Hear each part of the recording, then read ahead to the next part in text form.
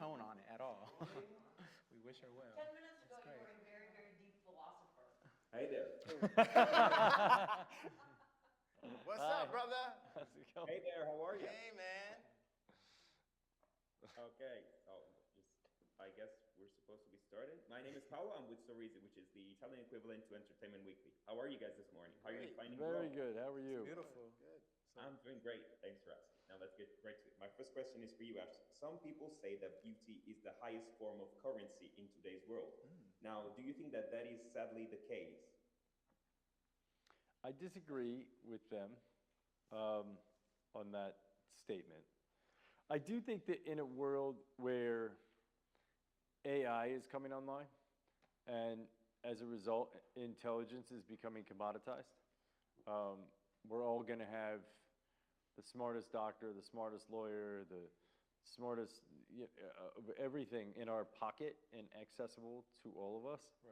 Right. That historically the economy was powered by brute force, like during the agricultural era. Like if you could push a plow for longer than other people, you would be rewarded economically by that. And then the Industrial Revolution came along, and it was this ingenuity. And then the knowledge economy and technology comes along, and all of a sudden it's, you know, brains, and we are in the knowledge economy. But when you commoditize that, the question becomes, what is the most valued asset in society? And who knows what it's going to be? Is it going to be kindness? Is it going to be empathy? Could it be beauty? And it could be. I just don't think that we're there yet. Yes, for sure. Now, Anthony, what made you jump at the opportunity to take a part of this project? Well, the character, you know, Ryan, when he called me with the opportunity, he said, I want to create the role of your dreams with you. I want to create a role that you've never done before. And I want to work with you to do that. And I have this idea for this character. This is what he's like in the comic books. And but I want to put him in these amazing clothes. And he's a killer, but he's really funny and he's charismatic. And, you know, there were no, you know, I hadn't even read any scripts. He just explained who the character was to me.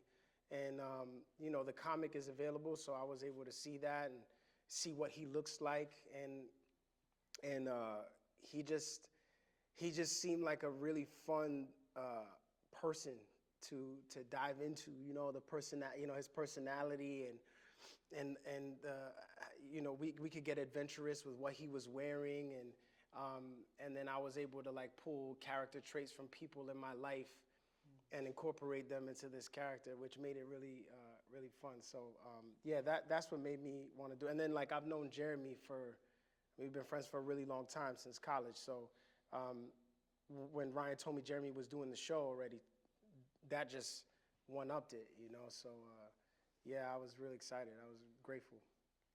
That's wonderful. And Jeremy, Hollywood still got a ways to go when it comes to representation beyond what we consider conventional beauty. Have you noticed the industry change in this aspect as opposed to when you first started out? Yeah, I think I have to say yes. I think I've benefited from the evolution of the art industry. You know, my career kind of began on the stage in New York, and I feel like when I was training, when we were in college, there weren't shows out there that reflected my POV.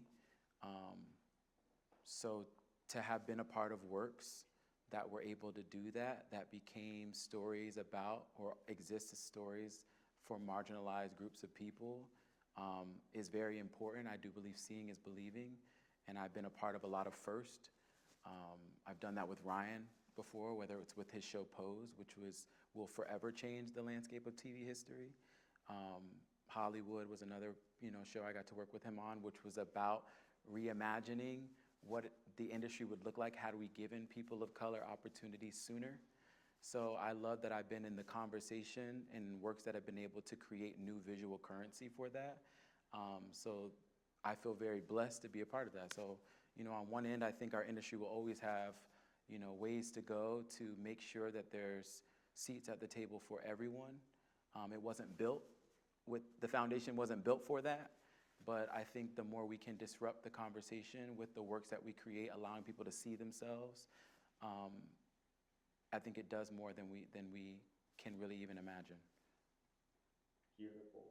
Now, this is a question that goes out to the three of you. Acting is a transformative art, and it often takes a toll on the physical side.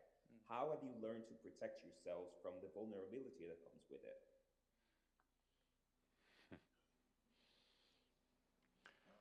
Oh. Yeah. So, I read a book probably 20 years ago, 15 years ago, by this guy, Larry Moss. It was called Intent to Live. And he, when you're playing various scenes, you're processing real emotions that you've operated with in your life. And when you have something in a scene that you leverage to elicit a sense of discomfort,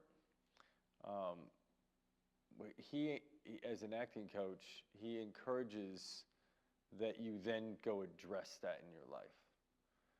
And so I think being in a state of change and going, wow, this thing, whatever it is that is inside of me that elicited that feeling, I need to attend to that.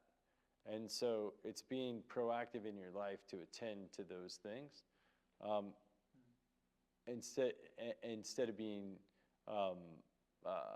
hoarding them as if those are the only way you're going to be able to access those feelings, because there's always something else. And so then the work is like this persistent unmining of access points, but also addressing those things in your life as you move through them. That's been the work for me. That's great. I'm afraid that's my time.